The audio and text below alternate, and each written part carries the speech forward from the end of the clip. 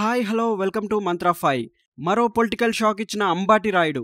ఆయన ప్రీమియర్ లీగ్లో హిట్ కొట్టాడు. పొలిటికల్ పిచ్పై తడబడ్డాడు.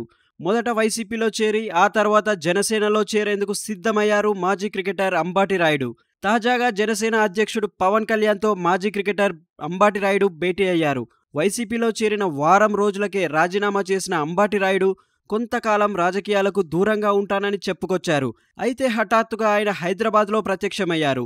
ఈ క్రమంలోనే పవన్ కళ్యాణ్తో భేటీ కావడం ప్రాధాన్యత సంతరించుకుంది. రాజకీయాల్లోకి సినిమా స్టార్ల తరహాలోనే క్రికెటర్ల ఎంట్రీ కామన్ అయిపోయింది. చాలామంది క్రికెటర్లు రాజకీయాల్లోకి వచ్చి సక్సెస్ అయ్యారు. వారిలాగే పొలిటికల్ ఎంట్రీ ఇచ్చేందుకు సిద్ధమైన అంబాటి రాయుడు కూడా అదే రకంగా పొలిటికల్ పిచ్పై రాణిస్తారని చాలామంది అనుకున్నారు. ఏపీ ప్రభుత్వం ప్రారంభించిన ఆడుదామాంధ్రకు రాయుడు ఓ బ్రాండ్ అంబాసిడర్ అంటూ సీఎం జగన్ ప్రకటించారు.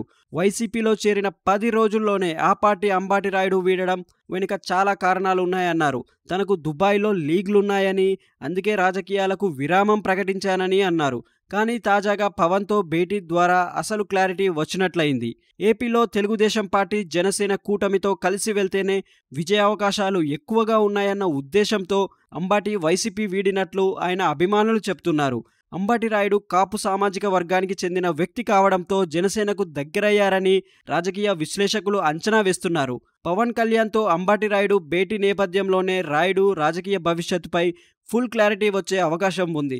మరోవైపు ఆయన గుంటూరు లోక్సభ స్థానం నుంచి జనసేన తరపున పోటీ చేసే అవకాశమూ ఉందన్న ప్రచారమూ జరుగుతుంది. మరిన్ని ఇంట్రెస్టింగ్ అప్డేట్స్ కోసం మా ఛానల్ని లైక్ చేయండి, షేర్ చేయండి మరియు సబ్స్క్రైబ్ చేయండి.